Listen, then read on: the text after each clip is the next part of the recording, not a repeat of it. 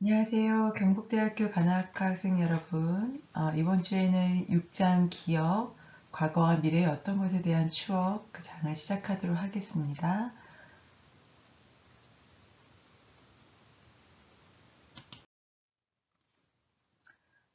기억에는 여러 가지 종류가 있는데, 우리가 기억하는 그 모든 것들이 다 감각 정보로 들어와서 인출의 과정을 거치는 것이 아니라 어떤 것들은 그냥 감각 기억에만 머물렀다가 아예 저장이 되지 않는 경우들도 있고, 또 아주 오랫동안 장기적으로 저장이 되는 기억들도 있어요. 그래서 어떻게 기억을 분류하는지 일단 첫 페이지에서는 기억의 분류를 좀 살펴보고 이제 뒷부분으로 갈수록 이제 하나씩 차근차근 살펴보도록 하겠습니다. 먼저 이제 기억이라고 하는 것들은 여기서 지금 장기 기억과 단기 기억 모두를 합쳐서 다 기억이라고 했어요. 그러니까 기억이라고 하면 뭔가 감각 정보를 들어와서 그래도 어딘가에서는 잠깐이라도 저장되고 있는 거를 기억이라고 하는데, 그 중에서 좀 오랫동안 기억에 남는 것은 장기 기억에 속하게 되고, 좀 짧은 시간 동안 기억되는 것은 단기 기억에 속하게 돼요. 그래서 장기 기억은 또 두 가지로 나뉘게 되는데, 첫 번째는 의식적으로 떠올릴 수 있는 외현 기억, 또 두 번째는 의식적으로 떠올릴 수 없는, 즉 무의식적인 기억인 암묵 기억이라고 해요. 그래서 암묵 기억은 언어 이전의 기억이기도 하고, 혹은 우리가 언어를 할 수 있는 그 나이가 되었어도 뭔가 중요하지 않거나 아니면 무의식적으로 억압을 하거나 혹은 너무 시간이 오래 지냈기 때문에 기억을 할 수 없는 부분들, 이런 것들도 암묵 기억에 들어가게 됩니다. 그리고 이제 외현 기억은 어떤 것이 속하냐면 의식적으로 우리가 떠올렸을 때 기억할 수 있는 거예요. 언어적으로 표현할 수 있는 기억을 외현 기억이라고 하는데, 외현 기억은 일화 기억과 의미 기억으로 나눠요. 일화 기억은 에피소드라 그래서 우리가 일상에서 경험하는 기억들이고, 의미 기억은 말 그대로 우리가 의미를 담고 있는 기억을 얘기합니다. 암묵 기억을 이제 다른 말로 또 절차적 기억이라고도 하는데, 암묵 기억은 우리가 이제 떠올리지 않아도 무의식적으로 몸에 저장되어 있는 기억이에요. 그래서 의식의 영역에는 없지만 몸에는 저장되어 있는 기억. 그래서 어떤 일반적인 기술이나 혹은 무엇으로 인해서 이렇게 촉발된 기억이나 아니면 이제 우리가 앞에 조건 형성에서 배웠던 것처럼 고전적 조건 형성에 의해서 전혀 이 자극이 중립적인 자극이었던 것이 어떤 조건에 의해서 조건 자극으로 바뀌어서 조건 반응을 일으키게 되는 것들, 뭐 어떤 대상과 감정이 연합되어서 내 몸에 남아있는 이런 기억들을 조건 형성된 기억이라고 하고요. 비연합적 학습은 한 번도 연합이 된 적이 없지만 아주 강렬한 한 번의 기억으로 우리 몸에 남아있는 거예요. 예를 들면 이제 트라우마 같은 것들이죠. 그 다음에 이제 기억에는 이런 장기 기억만 있는 게 아니라 아주 단시간 머물렀다가는 단기 기억이 있는데, 단기 기억은 워킹 메모리, 작업 기억이라고도 또 불려지게 돼요. 이것을 이제 하나하나 또 살펴보도록 하겠습니다. 일단 의식적으로 우리가 떠올릴 수 있는 기억을 외현 기억이라고 하는데, 이제 책에서는 명시적인 기억이라고 나와 있어요. 그래서 이제 명시적인 기억은 그야말로 내가 이렇게 떠올렸을 때 구체적으로 드러나는 기억들이에요. 그래서 일화 기억과 의미 기억으로, 또 이제 외형 기억은 이제 두 가지로 나눠지게 된다고 했죠. 그래서 일화 기억은 나는 기억한다. 나의 기억 속에 있는 것. 의미 기억은 나는 알고 있다. 그래서 일화 기억은 어떤 의미로 저장되지 않더라도 기억될 수 있는 것들. 근데 의미 기억은 나에게 어떤 의미 있는 가치적인 것들을 얘기해요. 그래서 일화 기억은 우리한테 일어났던 어떤 경험적인 일이고, 또 우리의 경험을 보유하는 저장소이기도 해요. 그래서 뭐 예를 들면 어떤 골목길, 어렸을 때 어떤 골목길이 떠오른다. 뭐 이런 것들은 이제 일화 기억에 속하겠죠. 그리고 정보가 발생할 때와 장소를 심상으로 기억해요. 이미지로 기억해요. 여러분들이 어렸을 때 뛰어놀았던 놀이터를 한번 떠올려 보세요.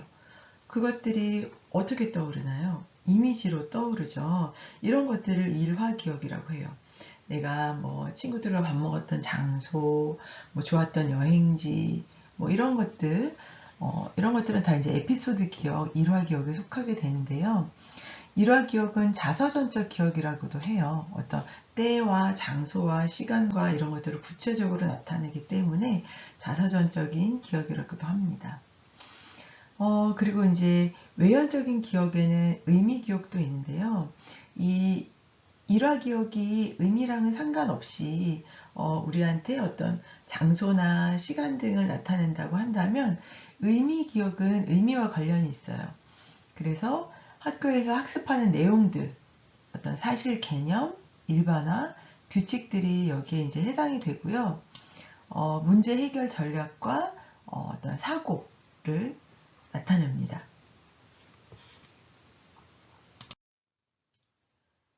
여러분들은 이제 자전거를 탈 줄 아는 분들도 계시고, 또 자전거를 탈 줄 모르는 분들도 계시는데, 자전거를 한번 배우고 나면, 그거를 거의 잊어먹지 않고 영원토록 기억을 하죠. 그래서 처음에는 내가 자전거를 처음 배웠을 때는 페달을 어떻게 돌려야 되지? 뭐 어떻게 멈춰야 되지? 이거를 운전을 어떻게 해야 되지? 이것들을 하나하나 이렇게 다 따로따로 진행이 되다가 자전거를 타는 게 익숙해지면 뭐 페달을 밟는 것, 운전을 하는 것, 뭐 시야를 확보하는 것 이런 것들이 다 이제 통으로 연합이 되죠. 그래서 그냥 무의식적으로 내가 뭐 다른 생각하면서 뭐 노래 부르면서 주변 풍경 이렇게 보면서 자전거 타는 것을 그냥 무의식적으로 실행할 수 있어요. 운전하는 것도 마찬가지죠. 뭐 여러분들 중에 운전을 할 수 있는 분이 있는지 모르겠지만 운전을 처음 할 때는 굉장히 떨려요. 떨리고 이거 안전벨트는 어떻게 매야 되지? 뭐 백미러 보는 거, 뭐 앞에 있는 시야를 확보하는 거, 뭐 뒤에 있는 차들 보는 거, 뭐 끼어드는 거 이런 게 하나하나 다 따로따로 놀면서 너무너무 그걸 익히기가 어렵다가 나중에 이제 운전이 익숙해지게 되면 뭐 이제 그때부터 이제 자동으로 운전을 하게 되죠. 그래서 이제 여기 문제를 보시게 되면 경찰이 전화기를 줬는데 어떤 이제 이분은 음, 기억 상실증에 걸리신 분인 것 같아요. 자기가 누구인지 기억하지 못하는 여성이 어, 무슨 번호인지 모르겠는데 번호를 눌렀어요. 근데 그게 바로 어머니였다는 거죠. 이런 식으로 내가 의식적으로 떠올리지 않더라도 그냥 몸이 저절로 기억하는 것. 거의 몸적인 기억이에요. 그래서 이런 것들을 암묵적인 기억이라고 하죠. 그래서 암묵적인 기억은 비선언적인 기억이라고도 하고 어떤 작업을 수행했던 절차적인 것들에 대한 기억이에요. 그래서 우리의 이제 몸은 마음과 딱 붙어 있지만 어떨 때는 이제 의식에서는 내가 기억하지 못하고 있더라도 그걸 몸이 자동으로 수행할 때가 있어요. 그래서 대부분 이제 이런 것들은 기술적인 것, 행동적인 것, 조작에 대한 기억이고, 이런 기억 정보에 대한 의식적 접근이 불가하기도 해요. 그래서 어떤 아까 말했던 것처럼 뭐 자전거를 탄다던가, 운전을 한다던가, 뭐 이런 우리가 이제 이것이 왜 암묵적인 기억에 들어가게 되냐면 무의식적으로 작동을 하기 때문에 그래요. 처음에는 의식적으로 떠올려야 되지만 이제 점점 익숙해질수록 무의식적으로 기술을 수행할 수 있게 돼요. 그리고 여기서 점화라고 하는 거는 어떻게 촉발되는 기억인데 이것도 역시 내가 떠올리지 않아도 자동적으로 떠오르는 기억들이에요. 예를 들면 이제 음, 어렸을 때 내가 뭐 개한테 물렸던 기억이 있다. 그런 이제 사람들은 개에 대해서 이제 두려움을 갖게 돼요. 그래서 이제 뭐 평소에 내가 개와 접하지 않는 환경에 있을 때는 이 두려운 감정이 전혀 떠오르지 않다가 갑자기 이제 길거리를 지나가다가 개가 지나갔을 때 이 개에 대해서 트라우마가 있는 사람은 본능적으로 몸을 웅크리게 되고 그리고 그때 싫었던 감정들, 감각들 이런 것들이 아주 단시간 내에 떠오르면서 암묵 기억이 작동을 하게 돼요. 그래서 이런 것들을 점화라고 하고 또 어떤 이제 습관들인 거죠. 습관들은 내가 이렇게 귀를 넘기는 습관이 있다. 아니면 이제 자꾸 어깨를 만지는 습관이 있다. 아니면 손을 이렇게 비비는 습관이 있다. 습관은 굉장히 여러 가지인데 이 습관은 너무나 무의식적이고 암묵적인 기억으로 떠오르기 때문에 자신은 인지하지 못할 수 있어요. 그걸 바라보는 상대방은 인지하더라도 내가 그 행동을 하고 있는지조차 의식하지 못할 수 있어요.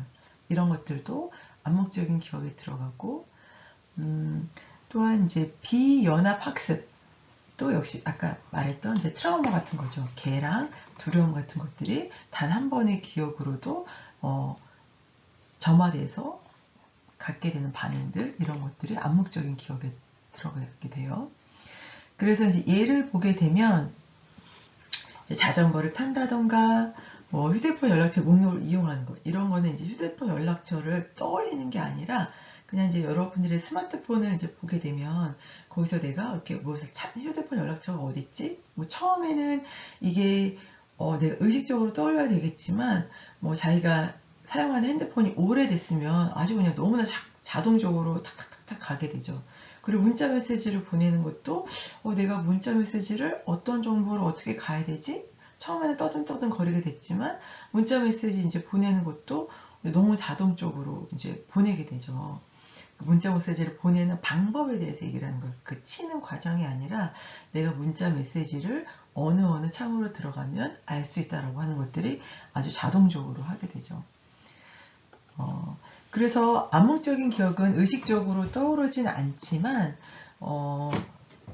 그냥 무의식적으로 나의 몸속에 저장되어 있는 것들 그래서 어떻게 언어적으로 진술되거나 말로 나타나지 않을 수 있어요.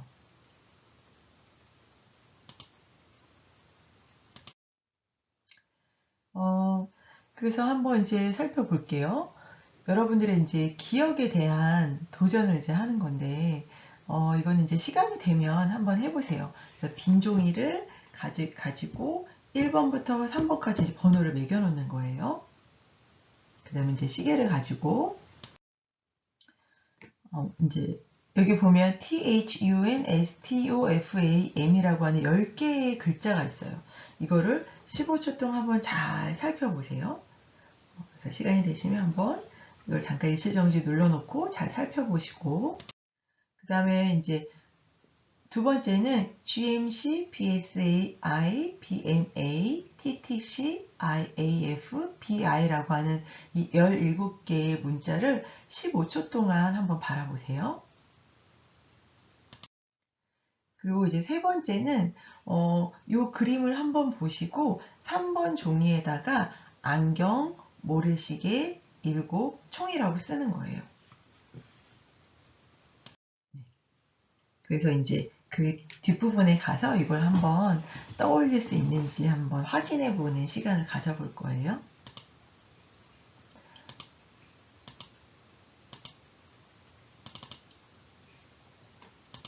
자, 이제 기억의 과정을 한번 볼게요.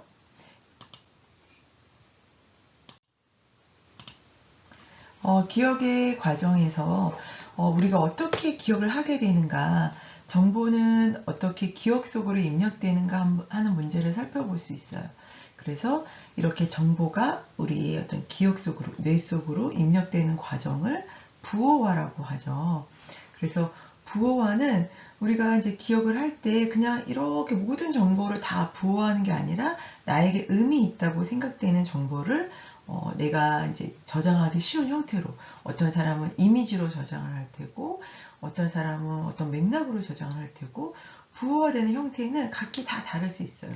그래서 여러분들이 시험 공부를 할 때 이런 부호화 형태를 사용해서 앞 글자만 따서 외운다던가 아니면은 거기에 그림을 그려서 외운다던가 이런 식으로 부호화하는 과정을 통해서 기억을 할 수 있게 되고, 이 정보가 우리 기억에서 유지가 되기 위해서는 저장이라고 하는 과정을 거쳐야 돼요.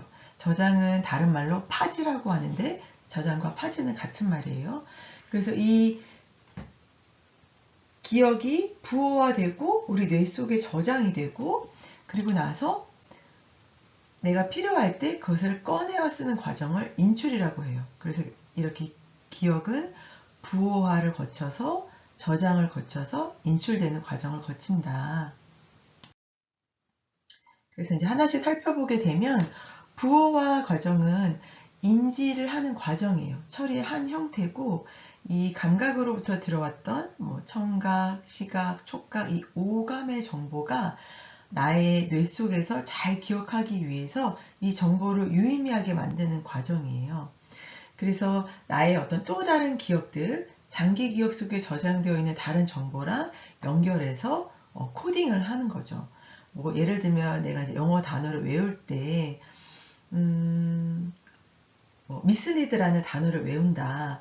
리드는 이끌다라는 단어인데 미스리드는 잘못 이끌다잖아요. 그러면 내가 미스리드를 외울 때 내가 부호하는 과정에서 리드라는 단어를 내가 알고 있으니까 그 정보를 가져오고 여기서 미스만 외우면 되겠구나, 이런 식으로 내가 기존에 알고 있던 정보와 연합해서 또 다른 새로운 정보를 파생시키는, 이것을 이제 부호화라고 하죠.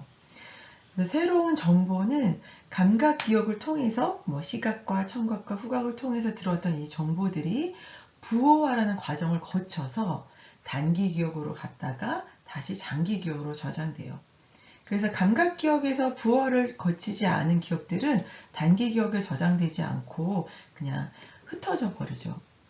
그래서 우리가 어떤 영화를 보게 되면 우리가 볼 수 있는 이 감각 기억이 단기 기억으로 들어가는 거에는 한계가 있기 때문에 모든 정보가 다 단기 기억으로 들어가는 건 아니라서 어떤지 영화를 보게 되면 우리의 뇌의 용량을 이렇게 굉장히 크게 확장시켜서 어떤 기술에 의해 가지고 이 감각 기억에서 단기 기억으로 가는 이 통로를 확 열어놓는 이런 영화들도 만들 수 있겠죠. 그래서 이제 부호하는 과정에서 내가 이제 맥락적인 기억에 더 의존을 해가지고 그때 있었던 상태라던가 냄새라던가 어떤 촉각이라던가 이런 것에 의존해서 기억하는 것을 맥락 의존 기억이라고 합니다. 이제 아까 이제 부호하는 과정에서 모든 기억이 다 단기 기억으로 넘어가는 건 아니라고 했는데, 우리가 기억을 어떻게 받아들이냐면 감각으로 받아들여요. 그래서 어떤 오감을 통해서 이제 들어온 정보가 처음에는 이제 내가 어떤 사물을 봤을 때, 내가 외부 세계 어떤 환경을 인식했을 때 색깔이라던가 촉각이라던가 후각이라던가 이런 게 한 번에 들어오기 때문에 우리가 이걸 감각을 통해서 그걸 이제 인식하는 능력은 1초 혹은 2초라는 거예요. 그러니까 1, 2초 동안에 모든 정보를 우리는 다 스캔을 한다는 거예요. 그래서 시각 정보는 0.2초 동안에 스캔이 되고 청각은 한 4초 정도 머무른다라고 하는 거죠. 그래서 이제 이렇게 시각 기억에 머무른 걸 영상 기억이라고 하는데, 마치 사진 찍듯이 찰칵 찍히는 거죠. 그래서 0.2초라는 아주 짧은 시간 동안에 우리 뇌가 그걸 기억하기 때문에 광고라던가 이런 데서 시각 정보를 막 이제 빠르게 하면서 우리가 0.2초만 이거를 스캔할 수 있기 때문에 그 시간에 맞춰서 이제 1초에 한 두세 개의 정보를 이제 집어넣겠죠. 우리가 그걸 뇌로 스캔해야 되는 시간이 있으니까. 그래서 이제 영상적 기억은 이제 우리 이 눈이 초당 4번 정도 이제 발생을 하게 되는데, 이 영상 기억은 최대 1초 동안 그 영상을 유지해요. 그래서 만약에 이제 우리가 이렇게 이 영상 기억으로 기억했던 거를 1초, 1초, 1초마다 이렇게 연결해서 보기 때문에 우리가 시각 정보를 떠올렸을 때 내가 어떤 구름을 봤어, 어떤 풍경을 봤어, 이런 것들이 되게 매끄럽고 지속적으로 보인다는 거예요. 그래서 우리 이렇게 눈이 깜빡깜빡이면서 기억을 저장한다라는 거를 이용해서 EMDR이라고 하는 트라우마 치료 방법도 있어요. 그래서 눈알을 이렇게 오른쪽으로 왼쪽으로 왔다 갔다 하면서 내가 트라우마 그 기억을 떠올리면서도 두려움에 빠지지 않는 뭐 이런 것들을 또 치료에 활용하기도 합니다. 그리고 이제 음향 기억, 청각 기억은 좀 더 우리 뇌에 오래 머무르기 때문에 좀 영상 기억보다는 청각 기억이 더 오래 머무른다. 그래서 이런 걸 잔향 기억이라고 하고, 우리가 뭔가 이렇게 외울 때 청각 정보랑 함께 외우게 되면 좀 더 기억이 오래 남는 경향이 있어요. 그래서 우리 뇌가 이제 부어를 거쳐서 이제 저장을 하게 되는데, 저장을 하게 될 때는 그냥 저장하는 게 아니라 암송이나 또 시연이나 부어화나 심사화를 거쳐서 저장을 한다는 거예요. 그래서 이런 것들을 다 이제 반복해서 연습한다. 이런 의미에서 유지, 보수, 예행 연습이라고 하는데, 반복하고 처음에는 이제 우리가 그 개념을 파악하는 데 시간을 들였겠지만 어느 정도 개념이 파악됐으면 그거를 반복돼서 이제 암송하고 시연하면서 우리 뇌에 저장할 수 있는 시간을 좀 더 유지를 시키죠. 그래서 내가 필요할 때 그 필요한 기억을 꺼내오는 거를 이제 인출이라고 하는데, 아까 이제 말했던 이제 미스리드라고 하는 단어가 있으면 내가 그거를 막 공부하면서 외웠다가 단어 시험을 볼때 잘못 이끈다 라고 하는 단어를 보고 그래, 내가 리드라고 하는 거를 반대되는 의미로 미스리드라고 외웠어. 그러면 미스리드 이런 식으로 인출해서 써내어내는 과정을 인출이라고 하죠. 그래서 아무리 유용한 정보라도 내가 그것을 필요할 때 꺼낼 수 없으면 인출이라고 할 수 없어요. 그래서 아까 말했던 것처럼 효과적으로 부어가 되면 효과적으로 인출될 수 있어요. 이제 단기 기억이라고 하는 것들은 감각 기억으로 갔던 것들이 단기 기억에 이제 잠시 머무르는 장소인데, 여기 이제 그림을 보시게 되면 이 감각 기억에서 이제 이 주인공 여자가 여러 사람들을 만나죠. 뭐 저 뒤에 더 많은 사람들이 있을 수 있겠죠. 근데 감각 기억에서는 이렇게 뭐 하나, 둘, 셋, 넷, 5명 정도밖에 못 본다는 거예요. 우리의 시야가 한정되어 있기 때문에. 근데 이제 이게 감각 단기 기억으로 넘어가면서는 내가 이렇게 여러 명을 봤지만 그 여러 명 중에서도 한 이제 두세 사람 주위를 두었다가도 내가 그 두세 사람 중에서도 특히 이 보라색 입은 여자한테 주의가 가는 모습을 보일 수 있죠. 그래서 이렇게 단기 기억에 머무르는 시간은 3 내지 5초예요. 그래서 3 내지 5초 동안에는 한 30초 동안에는 여기서 이제 한 5, 6명, 한 7명 정도까지는 기억할 수 있는 거죠. 그리고 내가 이제 이거를 장기 기억으로 넘어가면서는 내가 그때 어떤 주의를 기울였던 사람, 뭐 색깔, 뭐 내가 그 사람의 목소리 나랑 맞는 것 같아 라고 했을 때는 이제 장기 기억으로 가면서 이제 막 한 개 정도밖에 꺼내지 못하게 되는 거죠. 그래서 이렇게 단기 기억의 용량을 극복하려면 단기 기억은 여기 다시 앞으로 가시게 되면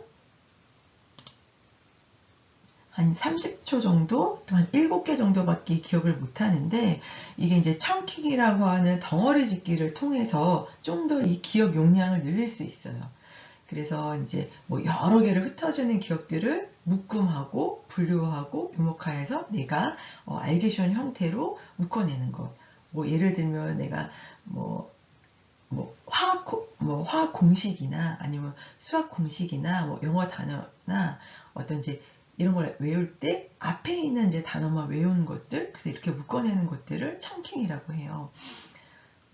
그래서 작업 기억의 구성 요소는 이제 작업 기억은 단기 기억의 또 다른 말인데, 뭐 언어 정보나 시각 심상이나 이렇게 이제 모든 것들을 다 모은 것들을 내가 필요할 때 꺼내어 쓰는 이런 중앙 집행기 역할을 한 것들을 작업 기억이라고 합니다.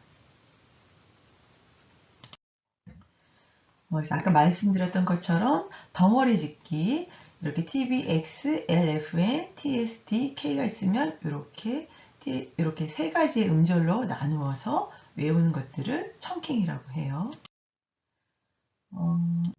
넘어가서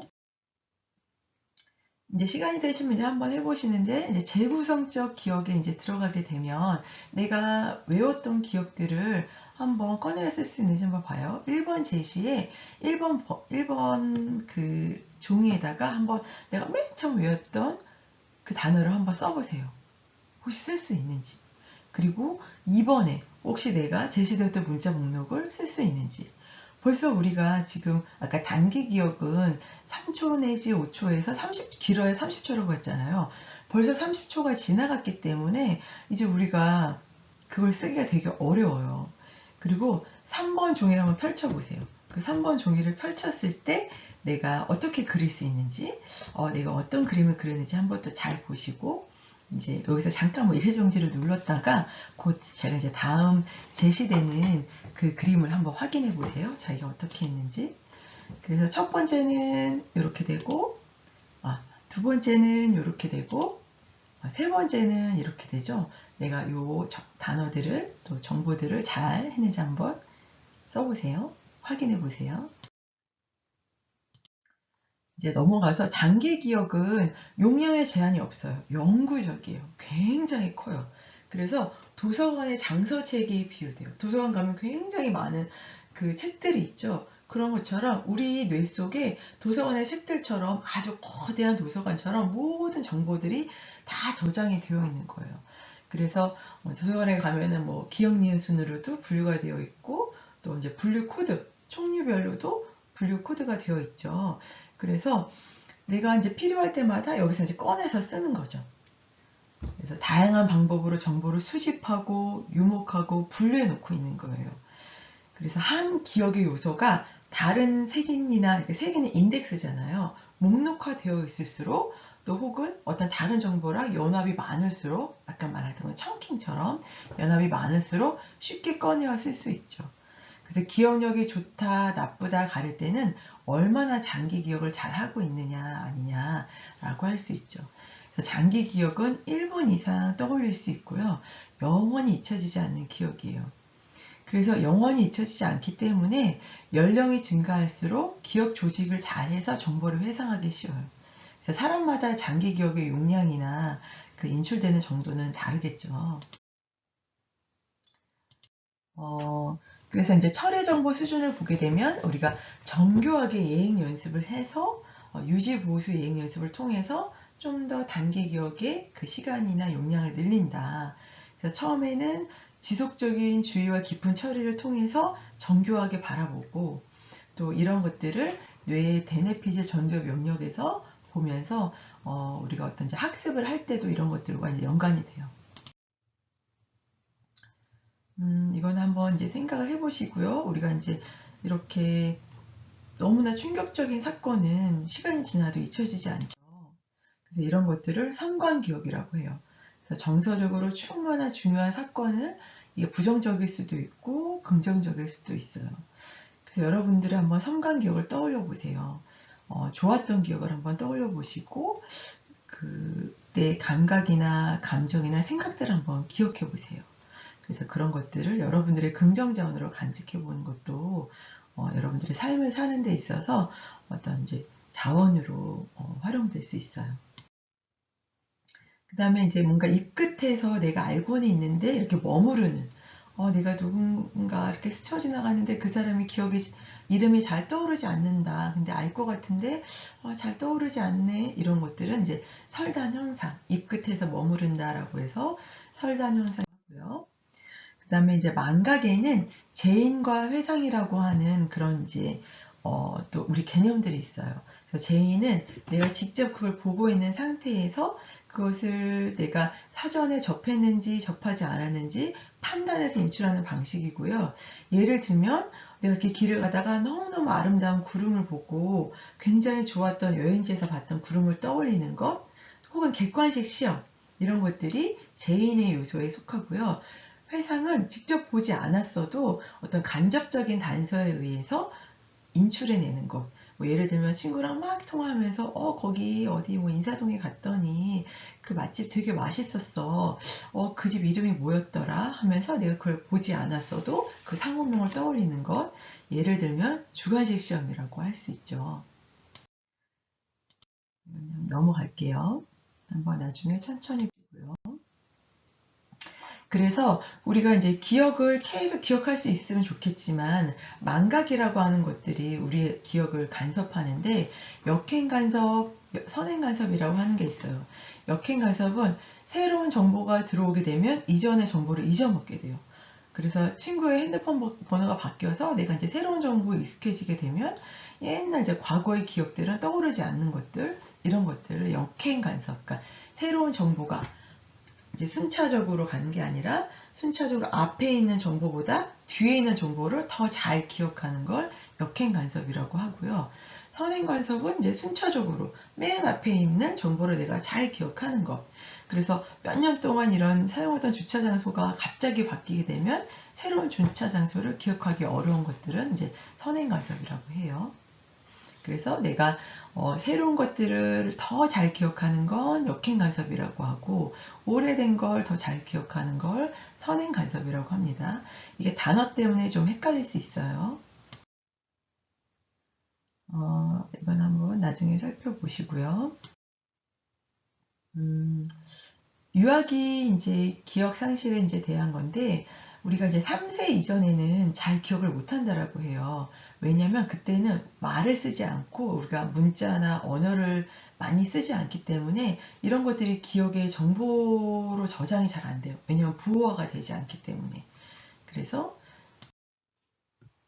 이 부호화를 시키는 것들 또 우리가 어떤 이제 신경 가소성의 원리라고 하는데 뇌라고 하는 것들이 자꾸자꾸 내가 이렇게 부호화시키고 저장하고 어떤 새로운 영역을 이용해서 특히나 여기에는 이제 몸이라고 하는 것들이 되게 중요한데 이런 새로운 연합들이 많이 쌓이면 쌓일수록 새로운 시냅스가 개발되면서 기존에는 없는 것들이 발생하면서 점점 뇌가 더 발달하게 돼요. 이런 것들을 신경과소성의 원리라고 하는데 여러분들도 한번 그냥 생각으로만 외우는 것이 아니라 몸을 이용해서 시각과 청각과 뭐 후각과 이런 맥락적인 단서들을 다 기억해서 여러분들의 그런 이제 뇌 기억 용량, 단기 기억의 용량, 장기 기억의 용량을 늘려나가는데 또 여러분들이 공부하는데 잘 활용하시기 바랍니다.